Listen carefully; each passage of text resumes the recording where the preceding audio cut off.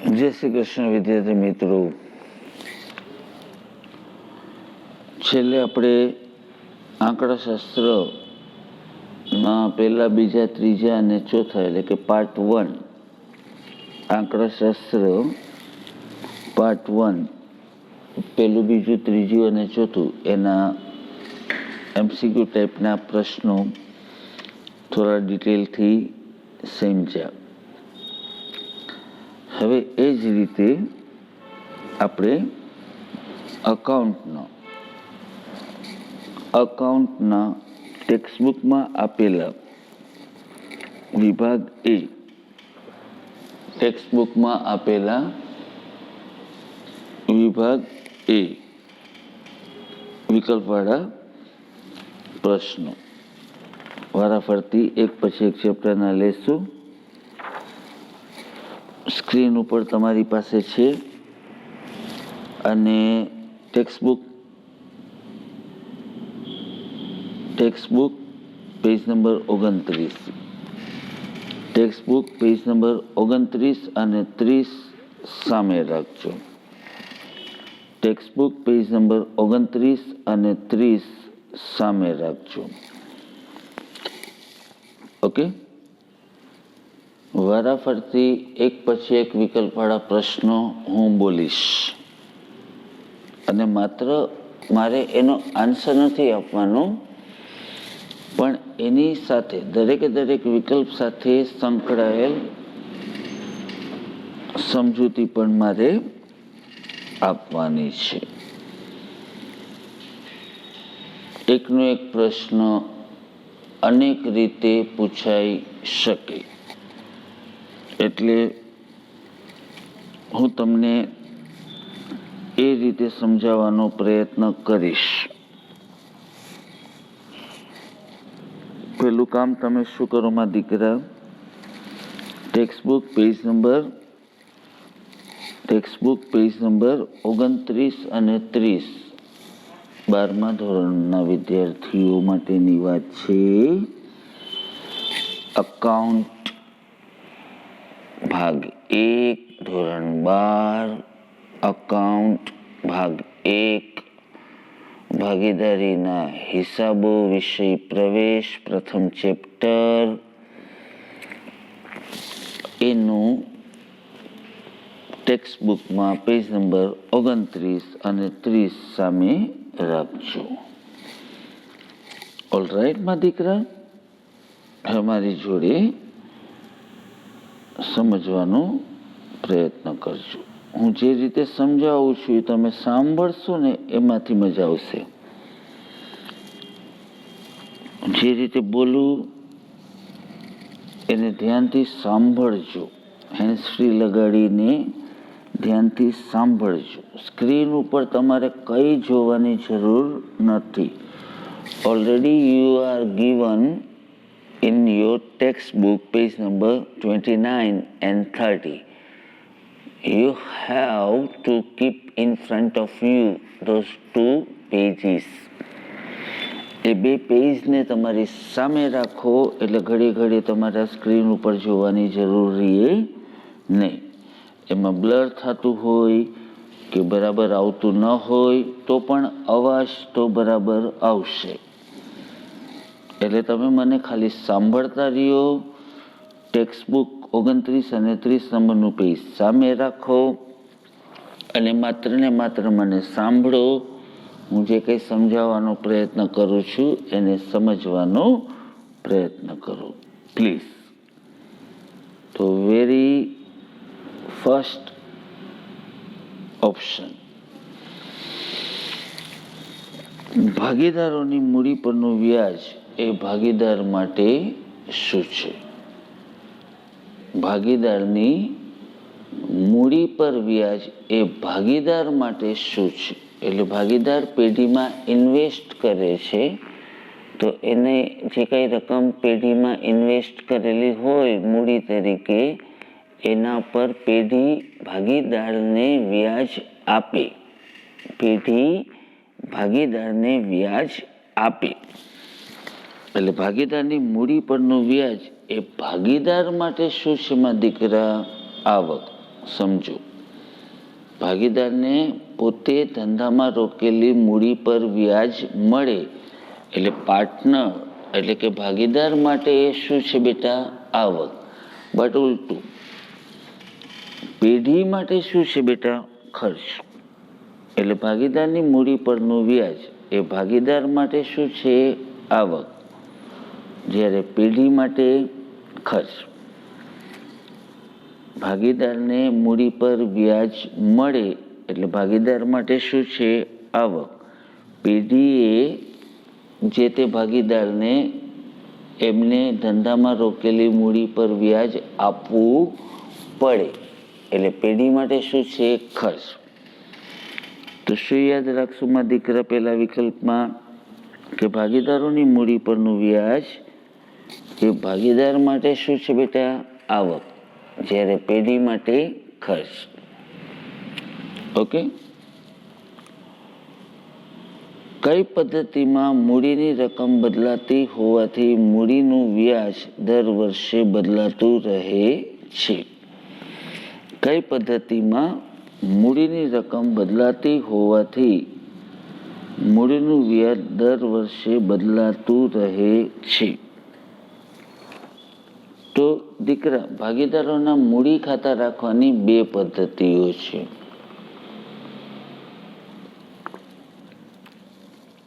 ભાગીદારોના મૂડી ખાતા રાખવાની બે પદ્ધતિઓ છે. અસ્થિર મૂડી ખાતાની પદ્ધતિ, જેનું બીજું નામ હંગામી મૂડી ખાતાની પદ્ધતિ. અસ્થિર મૂડી ખાતાની પદ્ધતિ, જેનું બીજું નામ હંગામી મૂડી ખાતાની પદ્ધતિ. અને બીજું સ્થિર મૂડી ખાતાની પદ્ધતિ એટલે કે કાયમી મૂડી ખાતાની પદ્ધતિ. હવે આ વસ્તુને સમજો. ભાગીદારોના મૂડી ખાતા રાખવાની કેટલી પદ્ધતિઓ છે? બે. અસ્થિર એટલે કે હંગામી મૂડી ખાતાની પદ્ધતિ, સ્થિર એટલે કાયમી મૂડી ખાતાની પદ્ધતિ. હવે માં દીકરા, અસ્થિર મૂડી ખાતાની પદ્ધતિ એટલે શું? અસ્થિર મૂડી ખાતાની પદ્ધતિમાં માત્ર ભાગીદારે પેઢી સાથે કરેલા તમામ વ્યવહારો નોંધવા માટે અસ્થિર મૂડી ખાતાની પદ્ધતિમાં ભાગીદારે પેઢી સાથે કરેલા તમામ વ્યવહારો નોંધવા માટે માત્ર એક જ ખાતું એટલે કે ભાગીદારોના મૂડી ખાતા રાખે. એટલે ભાગીદારે પેઢી સાથે કરેલા તમામ વ્યવહારો માત્ર ને માત્ર એક જ ખાતામાં એટલે કે મૂડી ખાતામાં લખાય. બરાબર. હવે જ્યારે તમે તમામ વ્યવહારો મૂડી ખાતામાં લખો છો તો સ્વાભાવિક છે કે મૂડી ખાતાની શરૂઆતની બાકી અને આખરની બાકીમાં તફાવત જોવા મળે. શું કામ? અસ્થિર મૂડી ખાતાની પદ્ધતિ છે, માત્ર એક જ ખાતું રાખેલું છે, ભાગીદારોના મૂડી ખાતા. તો ઉધાર જમા બધું જ કયા ખાતામાં થાય? મૂડી ખાતામાં. એટલે બટ નેચરલ કે ભાગીદારોના મૂડી ખાતાની શરૂની બાકી અને આખરની બાકીમાં તફાવત જોવા મળે. એટલે જે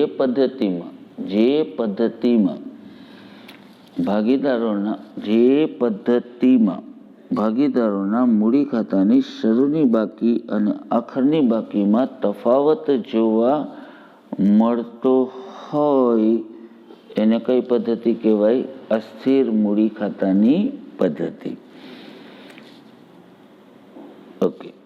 તો અસ્થિર મૂડી ખાતાની પદ્ધતિમાં કેટલા ખાતા રાખવાના? માત્ર ને માત્ર ભાગીદારના મૂડી ખાતા. તમામ વ્યવહાર, ભાગીદારે પેઢી સાથે કરેલા તમામ વ્યવહાર ક્યાં લખાય? અસ્થિર મૂડી ખાતાની પદ્ધતિમાં ભાગીદારે પેઢી સાથે કરેલા તમામ વ્યવહારો ક્યાં લખાય? મૂડી ખાતામાં. ઓકે. અને સ્થિર મૂડી ખાતાની પદ્ધતિમાં બે ખાતા રાખે. સ્થિર મૂડી ખાતાની પદ્ધતિમાં કેટલા ખાતા રાખે? 2. ભાગીદારોના મૂડી ખાતા અને ચાલુ ખાતા. ભાગીદારોના મૂડી ખાતા અને ચાલુ ખાતા. હવે એમાં શું કરે કે ભાગીદારે પેઢી સાથે કરેલા તમામ વ્યવહારો ચાલુ ખાતામાં લખાય. ભાગીદારે પેઢી સાથે કરેલા તમામ વ્યવહારો કયા ખાતામાં લખીએ? ચાલુ ખાતામાં. મતલબ મૂડી ખાતામાં કોઈ પણ વ્યવહાર લખવામાં આવે નહીં. બીજી પદ્ધતિમાં સ્થિર મૂડી ખાતાની પદ્ધતિમાં કેટલા ખાતા રાખે માં દીકરા? ભાગીદારોના મૂડી ખાતા અને ભાગીદારોના ચાલુ ખાતા. ભાગીદારે પેઢી સાથે કરેલા તમામ વ્યવહારો વર્ષ દરમિયાન ભાગીદારે પેઢી સાથે કરેલા તમામ વ્યવહારો ક્યાં લખે માં દીકરા? ચાલુ ખાતામાં. મૂડી ખાતામાં તો કંઈ લખતા જ નથી. હવે મૂડી ખાતામાં કોઈ પણ એન્ટ્રી તમે કરતા નથી એટલે મૂડી ખાતાની શરૂની બાકી ને આખરની બાકીમાં કોઈ તફાવત જોવા મળે નહીં. તો એને આપણે નામ શું આપશું? સ્થિર મૂડી ખાતાની પદ્ધતિ.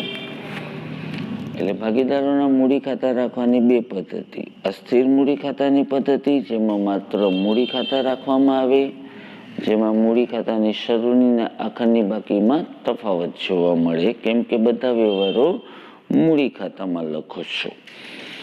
જ્યારે સ્થિર મૂડી ખાતાની પદ્ધતિમાં 2 ખાતા રાખે, મૂડી ખાતા અને ચાલુ ખાતા. બધા વ્યવહારો ક્યાં લખાય? ચાલુ ખાતામાં. એટલે મૂડી ખાતામાં કોઈ વ્યવહાર લખતા નથી.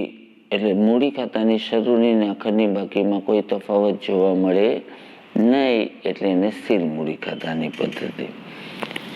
આટલું મગજમાં રાખીને અસ્થિર મૂડી ખાતાની પદ્ધતિનું બીજું નામ હંગામી મૂડી ખાતાની પદ્ધતિ. હવે પેલો બીજો વિકલ્પ, કઈ પદ્ધતિમાં મૂડીની રકમ બદલાતી હોવાથી? હમણાં જ અમે સમજાયું. કઈ પદ્ધતિમાં મૂડીની રકમ બદલાય? અસ્થિર મૂડી ખાતાની પદ્ધતિમાં. કેમ કે એમાં એક જ ખાતું રાખ્યું. એમાં શરૂની ને આખરની બાકી બદલાય. એટલે કઈ પદ્ધતિમાં મૂડીની રકમ બદલાતી હોવાથી સ્પષ્ટ થઈ ગયું મૂડીની રકમ બદલાય છે. કઈ પદ્ધતિમાં બદલાય છે? અસ્થિર મૂડી ખાતાની પદ્ધતિમાં. એટલે સ્વાભાવિક છે કે મૂડી પર વ્યાજની રકમ પણ શરૂની ને આખરની બાકી જુદી જુદી જોવા મળે. અસ્થિર મૂડી ખાતાની પદ્ધતિ છે. એટલે એનો આન્સર શું થશે? અસ્થિર મૂડી ખાતાની પદ્ધતિ. આનો પ્રશ્ન જુદી રીતે પૂછે કે કઈ પદ્ધતિમાં મૂડીની રકમ કઈ પદ્ધતિમાં મૂડી પર વ્યાજ દર વર્ષે બદલાતું નથી? મૂડી પર વ્યાજ બદલાતું નથી તો સ્થિર મૂડી ખાતાની પદ્ધતિ. હવે ત્રીજો પ્રશ્ન છે, હંગામી મૂડી પ્રથામાં ભાગીદારના ભાગનો નફો કયા ખાતે કઈ બાજુ લખાય? હમણાં જ કીધું કે હંગામી એટલે અસ્થિર, અસ્થિર એટલે એક જ ખાતું. કયું ખાતું? મૂડી ખાતું. બરાબર.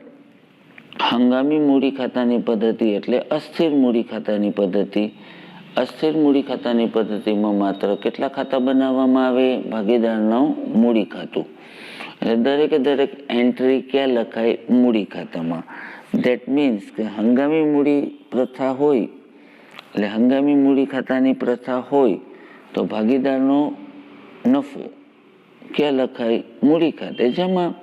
કેમ કે એમાં એક જ ખાતું હોય, મૂડી ખાતું. પણ આનો પ્રશ્ન બીજી રીતે પૂછે. આનો આ પ્રશ્ન બીજી રીતે પૂછે. હંગામીની જગ્યાએ સ્થિર મૂડી ખાતાની પદ્ધતિમાં ભાગીદારના ભાગનો નફો કયા ખાતે કઈ બાજુ લખાય? ચાલુ ખાતામાં જમા બાજુ. સમજાણું?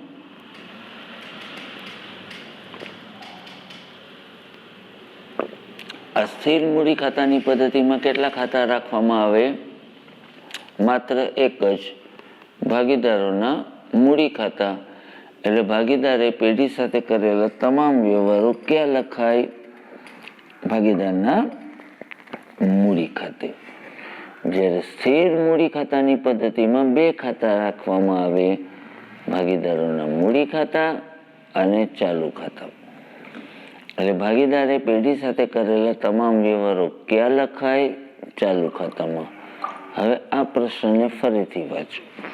હંગામી મૂડી પ્રથામાં, હંગામી એટલે અસ્થિર, અસ્થિરમાં કેટલા ખાતા? એક જ ખાતું. કયું ખાતું? મૂડી ખાતું. એટલે દરેકે દરેક વ્યવહાર ક્યાં લખાય? મૂડી ખાતામાં. દરેકે દરેક વ્યવહાર ક્યાં લખાય? એટલે આનો આન્સર શું થાય? હંગામી મૂડી પ્રથા અમલમાં છે તો ભાગીદારના ભાગનો નફો મૂડી ખાતામાં જમા બાજુ, પણ જો સ્થિર મૂડી ખાતાની પદ્ધતિ હોય તો ચાલુ ખાતામાં જમા બાજુ.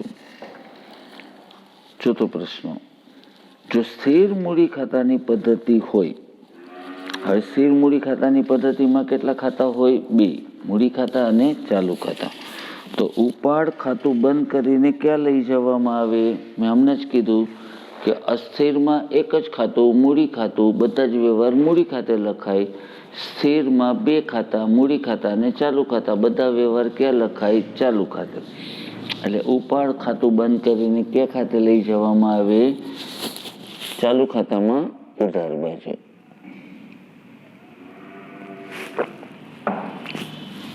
ઉપાડ ખાતું બંધ કરીને ક્યાં ખાતે લઈ જવામાં આવે? ચાલુ ખાતામાં ઉધાર બાજુ. સમજાણું? ભાગીદારોના ચાલુ ખાતાની ઉધાર બાકીનું વ્યાજ, ચાલુ ખાતાની ઉધાર બાકી તો મૂડી ખાતાની સામાન્ય રીતે જમા બાકી હોય. મૂડી ખાતાની સામાન્ય રીતે જમા બાકી હોય. મૂડી પર વ્યાજ એ ભાગીદાર માટે આવક અને પેઢી માટે ખર્ચ. ઉપાડ ખાતાની ઉધાર બાકી હોય તો ઉપાડનું વ્યાજ એ ભાગીદાર માટે ખર્ચ અને પેઢી માટે આવક. હવે ચાલુ ખાતાની બે બાકી હોઈ શકે, જમા બાકી પણ હોઈ શકે અને ઉધાર બાકી પણ હોઈ શકે. તો ચાલુ ખાતાની જમા બાકીને આપણે મૂડી જોડે કમ્પેર કરવાની. ચાલુ ખાતાની જમા બાકી એટલે મૂડી, તો ચાલુ ખાતાની જમા બાકીનું વ્યાજ એ ભાગીદાર માટે આવક, મૂડી પર વ્યાજ જેમ ભાગીદાર માટે આવક એમ ચાલુ ખાતાની જમા બાકી એટલે મૂડી, તો ચાલુ ખાતાની જમા બાકીનું વ્યાજ એ ભાગીદાર માટે આવક, પેઢી માટે ખર્ચ.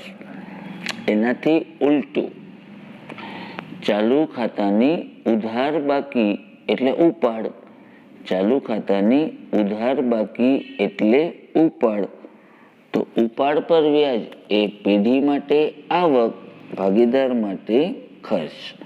પેઢી માટે આવક, ભાગીદાર માટે ખર્ચ. તો ભાગીદારના ચાલુ ખાતાની ઉધાર બાકીનું વ્યાજ એટલે ઉપાડનું વ્યાજ પેઢી માટે શું ગણાય? આવક.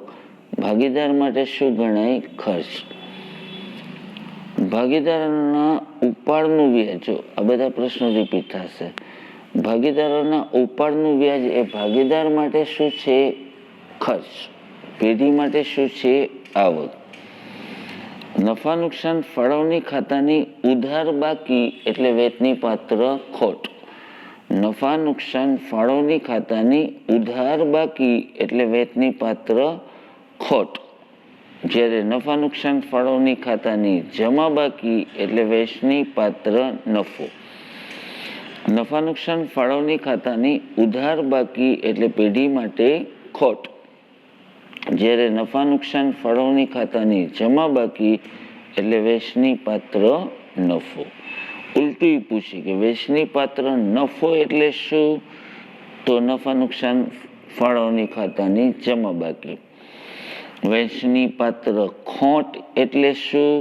તો નફા નુકસાન ફાળવણી ખાતાની ઉધાર બાકી. ક્લિયર? જો ભાગીદારી કરારનામામાં મૂડી પર વ્યાજની જોગવાઈ કરવામાં આવી ન હોય તો વ્યાજ ગણાય નહીં. તો વ્યાજ ગણાય નહીં. આટલું યાદ રાખો, વ્યાજ ગણાય નહીં.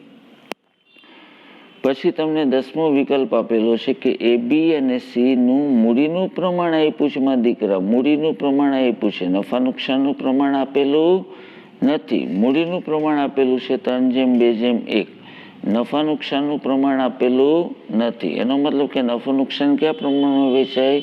સરખે હિસ્સે. નફો નુકસાન કયા પ્રમાણમાં વેચાય? સરખે હિસ્સે. એટલે વેચની પાત્ર નફો 66,000 હતો, ત્રણેય વચ્ચે કયા પ્રમાણમાં વેચાય? સરખે હિસ્સે. સરખે હિસ્સે એટલે 66,000 ભાગ્યા 3 એટલે 22. એ આન્સર આવશે 22,000. સમજે છે મારા દીકરા?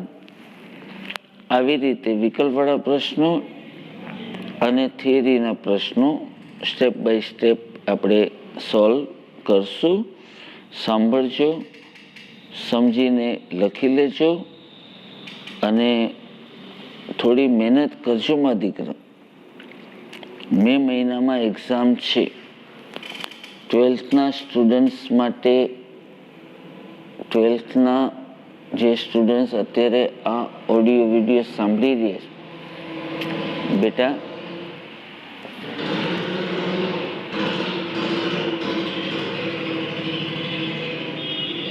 મારો મોબાઈલ નંબર તમારી પાસે હોય જ ઓબ્વિયસલી 9904843861. ઓકે. બીજું, મારી ઇન્સ્ટિટ્યૂટ હાથીખાના મેઇન રોડ ઉપર રામમઢીની બાજુમાં છે. હું 4-4, 5-5 સ્ટુડન્ટ્સના પર્સનલ ટ્યુશન્સ અત્યારે કરાવું છું. કોઈ પણ જાતની મુશ્કેલી હોય, કોઈ પણ જાતનો પ્રશ્ન હોય, તમે આવી શકો છો.